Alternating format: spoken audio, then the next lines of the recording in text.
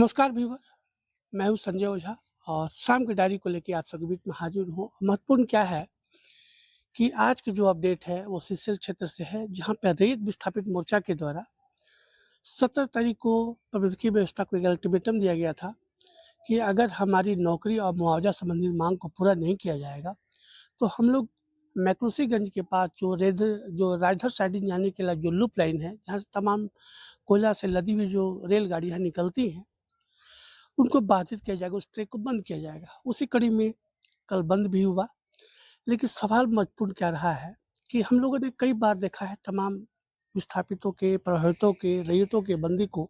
कि 2 दिन, 3 दिन हो जाते हैं, उसके बावजूद भी जो प्रबंधकीय व्यवस्था के जो लीडर होते हैं, उसपे सुनवाई नहीं होती है। लेकिन जब मैनेजमेंट में, जब प्रबंधकीय व्यवस्था में जब सूझबूझ वाले जब अधिकारी बैठते हैं, तो उसका असर भी दिखाई देता है। जी हाँ, हम बात कर रहे हैं कि कल ही धरना स्टार्ट हुआ और कल देर शाम तक होते-होते जो स्ट्राइक था, जो प्रदर्शन था, जो बंद किया हुआ था, वो मामला सॉल्व हुआ। सवाल महत्वपूर्ण क्या है कि रैयतों की अपनी एक माँग है, उनकी नौकरी माँग है और साथ में जो मुआवजा मिलता है 2 एकड़ पे, 1 एकड़ पे, जो भी सवाल हैं उनके, अगर वो बाधित होते हैं तो सवाल बनता है। स्वाभाविक है, किसी का भी अगर जगह ज़मीन अगर जाता है तो उसको नौकरी चाहिए, उसको मुआवजा चाहिए, क्योंकि अगर वो दे रहा है तो स्वाभाविक है कि प्रबंधकीय व्यवस्था के तहत, जो आरआर पॉलिसी के तहत जो उसको हक अधिकार है वो मिलना ही चाहिए। लेकिन महत्वपूर्ण तब हो जाता है जब एक अच्छे अधिकारी की पोस्टिंग उस प्रबंधकीय व्यवस्था में होती है। जी, हम बात कर रहे हैं अशोका के परियोजना पदाधिकारी जेके सिंह साहब की और अभी वर्तमान में जो महाप्रबंधक है सुजीत कुमार साहब। दोनों अधिकारियों को हम लोग व्यक्तिगत तौर पे जानते हैं और इनके काम करने का जो शैली है उसको भी बहुत नज़दीक से देखने का, महसूस करने का हम लोगों को मिला है पत्रकारिता के दौर में। महत्वपूर्ण क्या रहा कि जेके सिंह साहब और सुजीत कुमार अच्छे हुए अधिकारी हैं और कंपनी जिस तरह से प्रोग्रेस कर रही है, जिस तरह से आगे बढ़ रही है, इन अधिकारियों की एक महत्वपूर्ण भूमिका है। आशा करते हैं कि जिस तरह से जिन सवालों पे प्रबंधकीय व्यवस्था से बातचीत हुई है, रैयत विस्थापित मोर्चा के लोगों का, उनका जो जेन्युइन डिमांड है वो सॉल्व होगा। सुनते हैं रैयत विस्थापित मोर्चा के लोगों ने क्या कहा है और प्रबंधकीय व्यवस्था के जो अधिकारी थे, वहाँ पहुँचे हुए थे इस बंद को सॉल्व करने को लेके, उन्होंने क्या कुछ कहा है। सीसीएल के द्वारा बार बार रैयतों को एक आश्वासन के रूप में सिर्फ ठेंगा दिखाया जा रहा है और आप रैयत के माननीय राहगीर हैं, रास्ता दिखाते हैं, उस पर आपका क्या कहना है कि इस बार सीसीएल इनके साथ क्या व्यवहार, नौकरी देने का कार्य करेगी या फिर आगे क्या है? देखिए, हम लोग इनके एरिया का रैयत विस्थापित का जो भी समस्या है उसको हल करने का प्रयास करते हैं, लेकिन ये जो समस्या है जो खास करके है सालंग नेवाड़ी में जो रेलवे लाइन का जो समस्या है,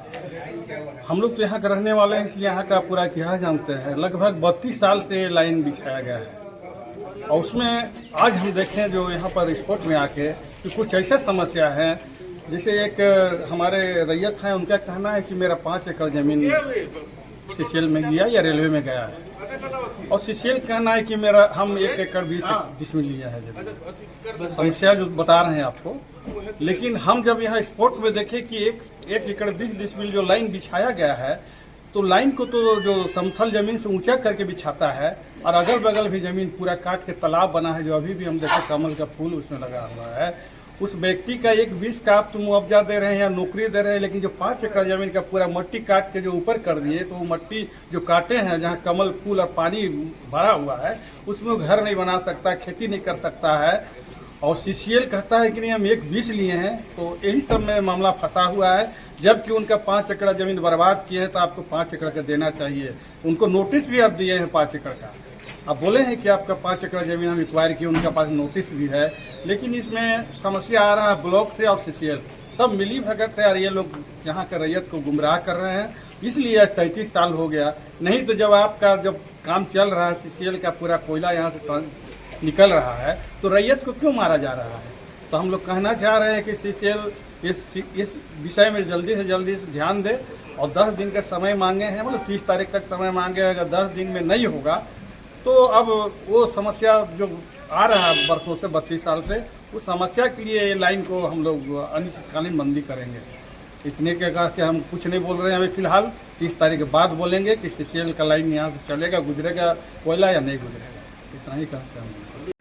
CCL पीओ के द्वारा जो अशोका परियोजना के पीओ हैं, पदाधिकारी हैं, उनसे आपके साथ में वार्ता हुई आज, तो क्या आप उस मामले को लेकर संतुष्ट है? कहाँ तक संतुष्ट है? जिस तरह का आपके साथ में लगातार आश्वासन दिया जा रहा है उसको लेकर।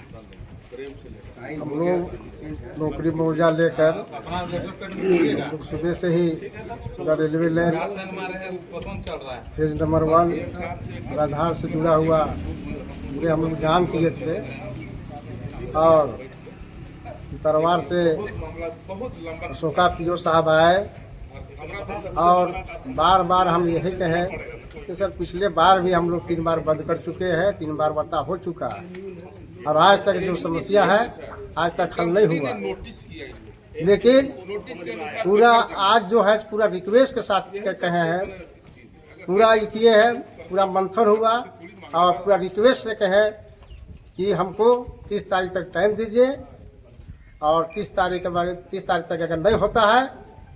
तो बाकी बात जो है से तो भी कीजिएगा। अब हम लोग है ये आशा भी मान के चलिए, जब हम लोग सोचेंगे भाई इतना दिन आशा देखे हैं तो 10 दिन और आशा देखेंगे और 10 दिन के बाद अगर नहीं होता है तो हम लोग फिर रेलवे बंद करेंगे।